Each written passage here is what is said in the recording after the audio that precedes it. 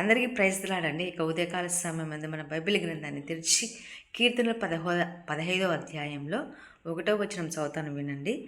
దావీదు యొక్క కీర్తన అండి. యెహోవా నీ గుడారంలో అతిథిగా ఉండదగిన వాడెవడు? నీ పరిశుద్ధ పర్వతం మీద నివసింపదగిన వాడెవడు? ఈ యొక్క వాక్యాన్ని దేవుడు దీవించుగాక. ఆమేన్. ఇక్కడ ఏమంటున్నాడంటే దావీదు మహారాజు, యెహోవా నీ గుడారంలో అతిథిగా ఉండదగిన వాడెవడు?